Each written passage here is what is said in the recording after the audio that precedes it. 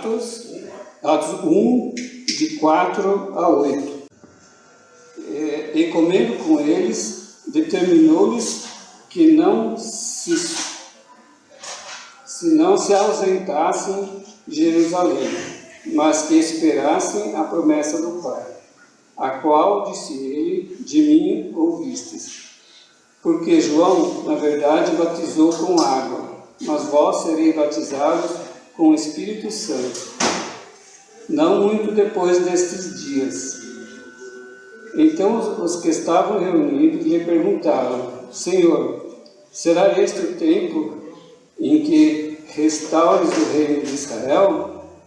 Respondeu-lhes: Não vos compete conhecer tempos ou épocas que o Pai reservou pela sua exclusiva autoridade, mas recebereis poder ao descer sobre vós o Espírito Santo, e serei minhas testemunhas, tanto em Jerusalém, quanto em toda a Judéia e Samaria, e até os confins da terra.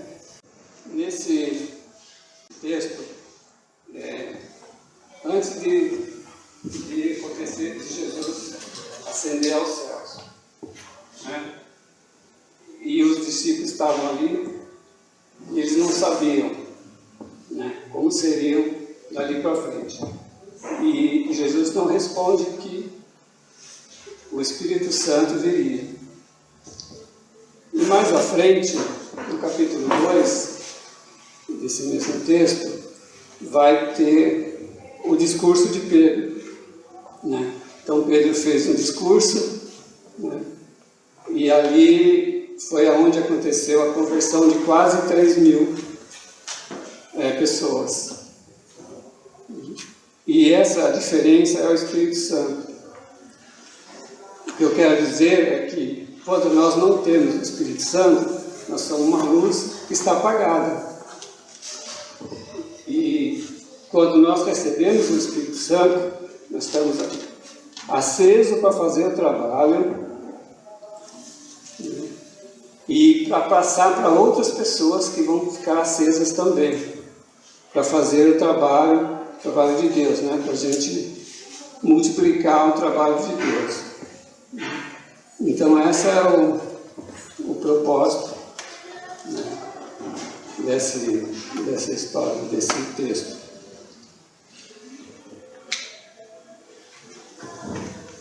Continuando aqui nesse momento,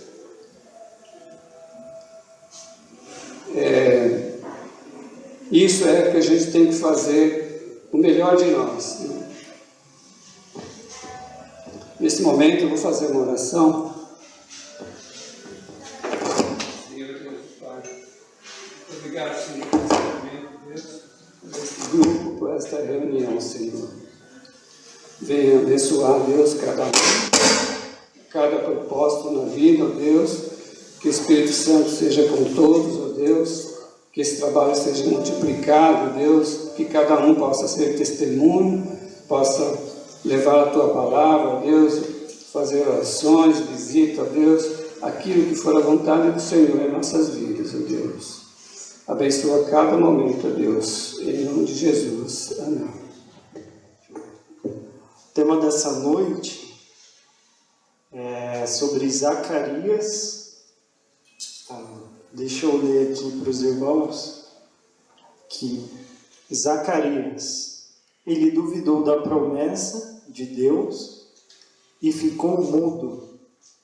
Nós vamos trabalhar em cima de Lucas, capítulo 1, do verso...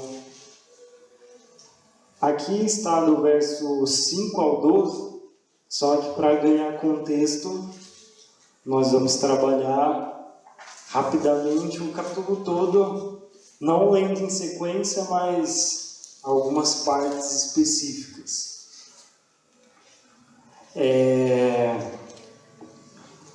Aqui no meu diz assim, introdução, no capítulo 1.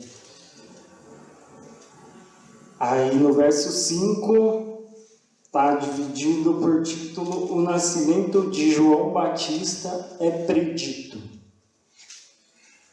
No tempo de Herodes, rei da Judéia, havia um sacerdote chamado Zacarias, que pertencia ao grupo sacerdotal de Abias. Isabel, sua mulher, também era descendente de Arão.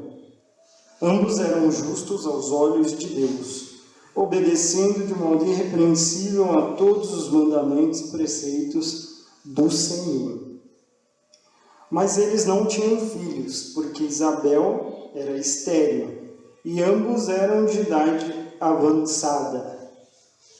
Mais ou menos, uns dizem que na faixa de 60 anos, assim, né? Eram de idades avançadas. Certa vez, estando de serviço, seu grupo, Zacarias estava servindo como sacerdote diante de Deus. Ele foi escolhido por sorteio de acordo com o costume do sacerdócio para entrar no santuário do Senhor e oferecer incenso. Chegando a hora de oferecer incenso, o povo todo estava orando do lado de fora. Então um anjo do Senhor apareceu a Zacarias, à direita do altar do incenso. Quando Zacarias ouviu, perturbou-se e foi dominado pelo medo. Mas o anjo lhe disse: não tenha medo, Zacarias. Sua oração foi ouvida. Isabel, sua mulher, lhe dará um filho, e você lhe dará o nome de João. Por enquanto, até aqui, até o verso 13.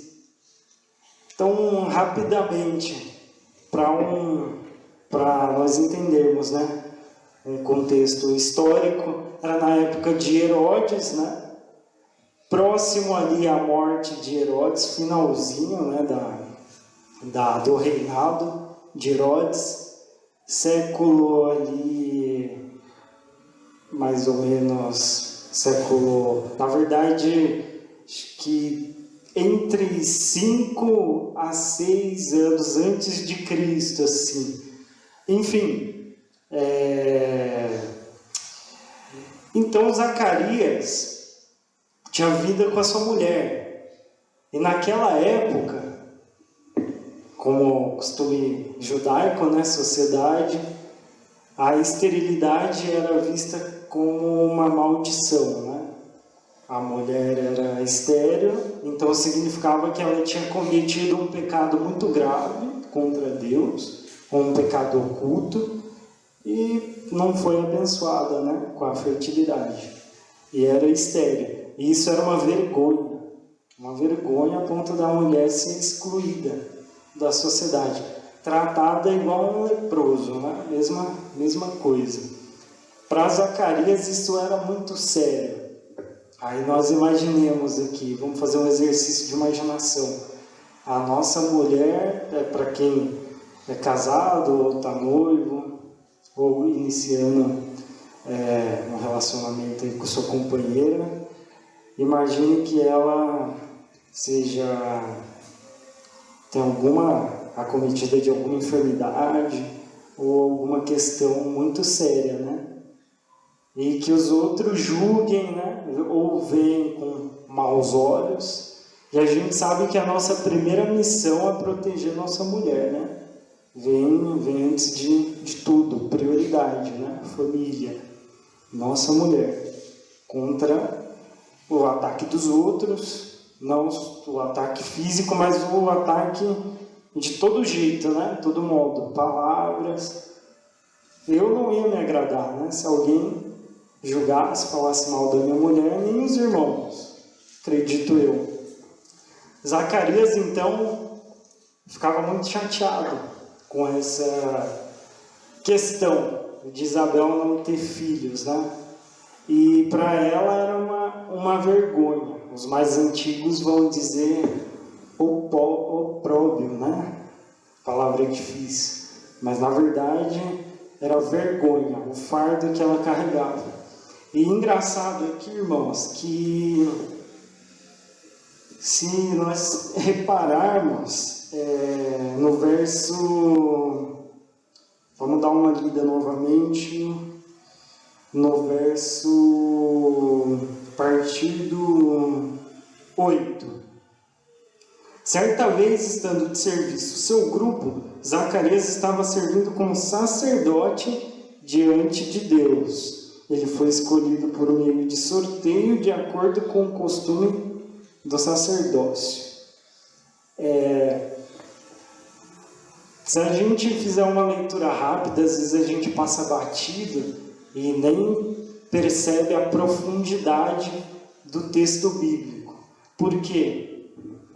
Irmãos, a probabilidade de Zacarias servir no templo, porque a função dele ali era diretamente no incenso, né?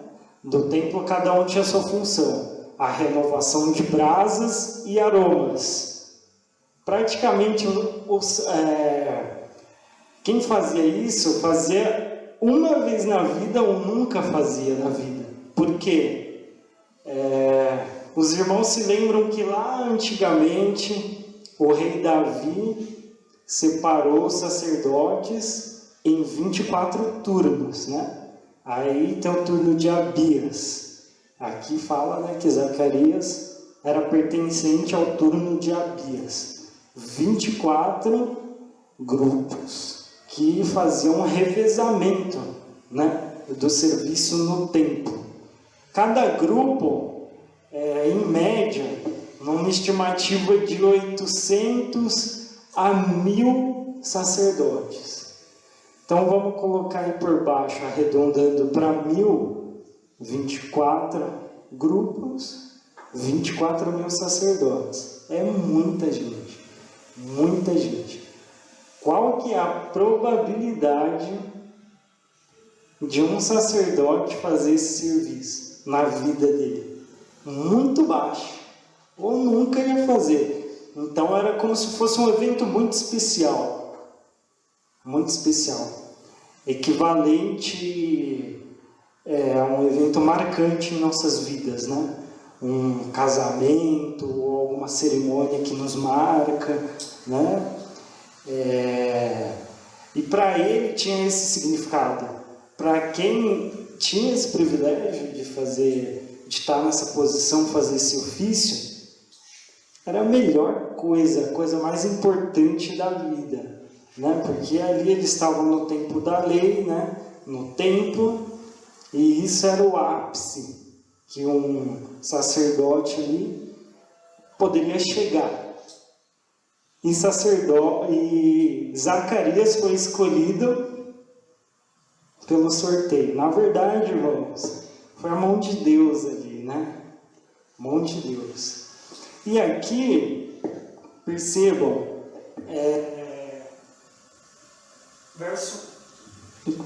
verso 11. Então, na verdade, vamos retornar um pouquinho no 10. Chegando a hora de oferecer incenso, o povo todo estava orando do lado de fora. Era costume, né, o sacerdote fazendo seu serviço e o povo do lado de fora intercedendo, né? Verso 11. Então um anjo do Senhor apareceu a Zacarias à direita do altar do incenso. Quando Zacarias ouviu, perturbou-se e foi dominado pelo medo, mas o anjo lhe disse: não tenha medo, Zacarias. Sua oração foi ouvida. Uma observação muito importante que a gente tira aqui já. Primeira, na intimidade que as nossas orações são ouvidas, fazendo serviço de Deus, na casa de Deus. Vai contra a lógica. Nós queremos buscar a resposta de Deus para os nossos problemas, ou até por nós não estarmos entendendo alguma fase da nossa vida, ou uma resposta que queremos, né? Lá fora, no mundo, ou sem nenhuma disciplina espiritual. Não faz sentido. As respostas, elas só vêm na intimidade, na oração. Fora disso, a resposta não vem. E a resposta pode ser o sim, pode ser o não, pode ser o espere, mas é a resposta, é a sinalização de Deus. e aqui Zacarias foi atendido. Olha que coisa. Ele estava ali renovando as brasas e os aromas, mas na mente dele, ele estava clamando por Isabel, sua esposa. Estava pedindo um filho, clamando por um filho. E a resposta veio através da aparição de um anjo, né? Que mais para frente o próprio texto revela que foi o anjo Gabriel, né? O anjo Gabriel, uma das poucas aparições dele. E a segunda observação que a gente já pode tirar, a preocupação de Zacarias com a sua mulher. Nós temos que ler, como essa é uma reunião de homens, obviamente, eu trago isso para o nosso lado, de homens. Então eu faço essas aplicações. E são bem pertinentes porque são do próprio texto. A própria situação que Zacarias estava passando. Então a segunda observação, se preocupe com o próximo, ou melhor, se preocupe com a sua esposa, se preocupe com a sua noiva, se preocupe com a sua namorada. Porque Zacarias não foi egoísta, sabia do fardo, da dificuldade da esposa dele, de Isabel, e intercedeu em favor dela. Nem por ele, primeiramente durou.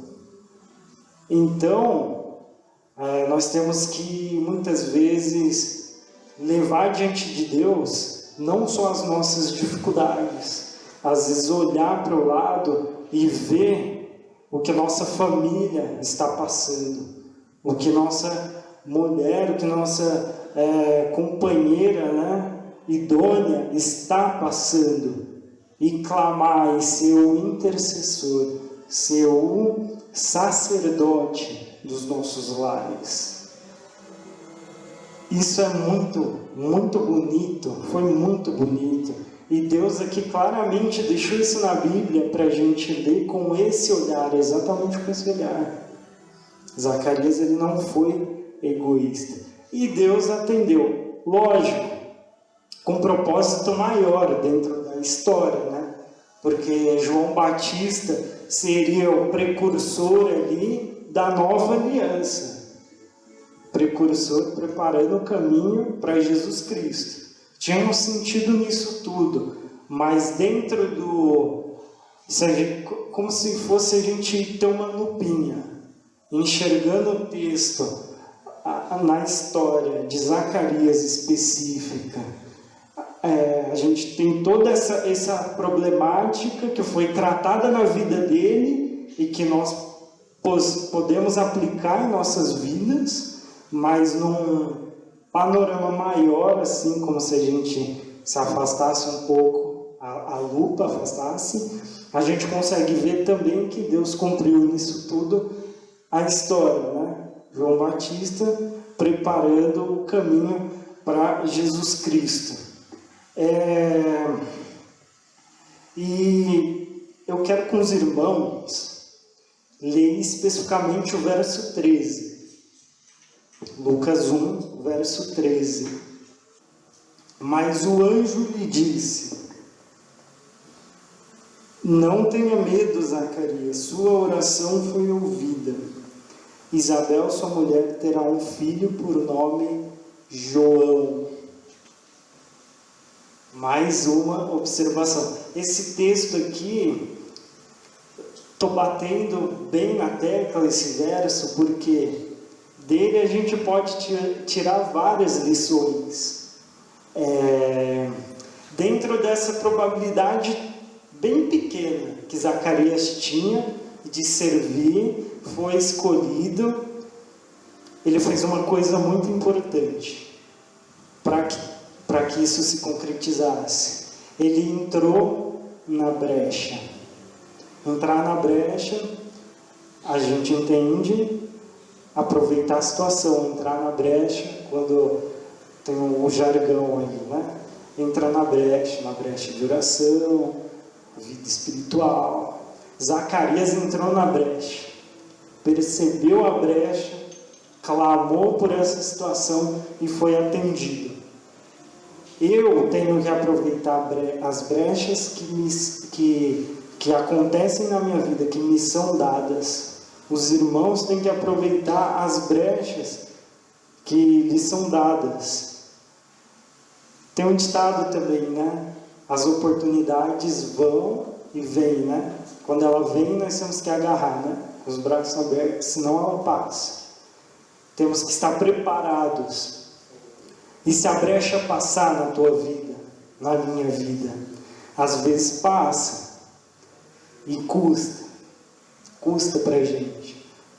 E custa a coisa mais preciosa, que não é bem material, é o tempo. Custa tempo nosso. Foi assim com o povo de Israel, que pela teimosia, pela murmuração, postergaram, demoraram o plano e a atuação de Deus de ser concretizada, né? Na conquista da terra prometida, por exemplo. Os irmãos sabem, ficaram perambulando no deserto por vários e vários anos. Tudo demora, tempo consumido. Eu não vou lembrar de cabeça, mas é muito interessante porque eu consigo achar na internet facilmente. Os irmãos também conseguem se derem uma pesquisada. Mas tem duas imagens comparativas, né? Dois trajetos. O trajeto original que o povo de Israel era para fazer no deserto, se tudo transcorresse bem, e o trajeto que eles fizeram na narrativa bíblica aqui, por causa da desobediência, da murmuração.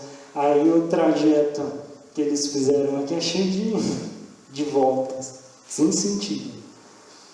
O trajeto original é somente uma reta. Chegariam na terra prometida em questão de dias. Demoraram anos.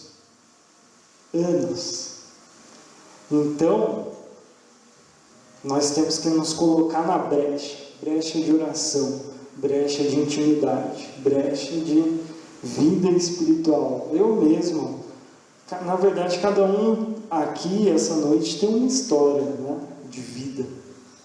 Eu tenho a minha, obviamente. Já perdi tempo na minha vida, oportunidades, por não identificar as brechas, por não aproveitá-las. E a gente tem que lidar com isso, é o nosso fardo. Vai depois desenrolando, Deus tem misericórdia, restaura as coisas, né? Nos coloca no prumo, mas por conta da nossa dureza de coração, ou da nossa falta de sensibilidade também. Então, a terceira observação desse texto é essa, né? Nos colocarmos na brecha. Aí também queria ler com os irmãos o verso, como eu falei que a gente ia trabalhar todo o contexto, verso 18 e 19. A gente leu do 8 ao 13, aí o 14, o 15 e o 16 e o 17 vamos dar uma pulada. Lucas, capítulo 1, verso 18 ao 19, que aí entra de fato na própria palavra que está no tema ali, né? Zacarias duvidou da promessa. Deixa eu ver aqui, 18 e 19. Zacarias perguntou ao anjo: como posso ter certeza disso? Sou velho e minha mulher é de idade avançada. O anjo respondeu: sou Gabriel, o que está sempre na presença de Deus. Fui enviado para lhe transmitir essas boas novas. Agora, o 20, agora eu vou entrar no 20. Agora, em que isso acontecer, Porque não acreditou, tu ficarás mudo até o dia em que isso ocorrer. Porque tu duvidastes das minhas palavras que se cumprirão no tempo oportuno. Então, de imediato, Gabriel chegou dando aquela carteirada. Sou Gabriel, lhe trago essas boas novas, e tu vai ficar mudo, porque tu duvidastes dessas palavras. E se a gente for reparar no contexto todo, mais para frente também, que a gente vai ler, não foi só uma surdez. Ele ficou no estado de surdo-mudo. Surdo-mudo. Tanto é que é relatado aqui que ele sai do templo, e era o costume daquela época, o sacerdote terminar ali seu trabalho, sair do templo, dar a bênção para o povo. E ele sai direto, sai assustado, e o povo percebe, sai sem falar nada, porque na verdade estava desprovido de voz, e também estava mudo. Mas aqui a gente já repara de imediato uma consequência, né? Deus não gosta de dúvidas. Deus não gosta de dúvidas. Numa linguagem mais assim, né? É como Deus às vezes ele tem até um certo senso de humor, porque é como se nós tirássemos com Deus, né? Uma com Deus. E aqui Zacarias duvidou e a consequência veio. Então assim, nós temos que ser firmes. São passos de fé.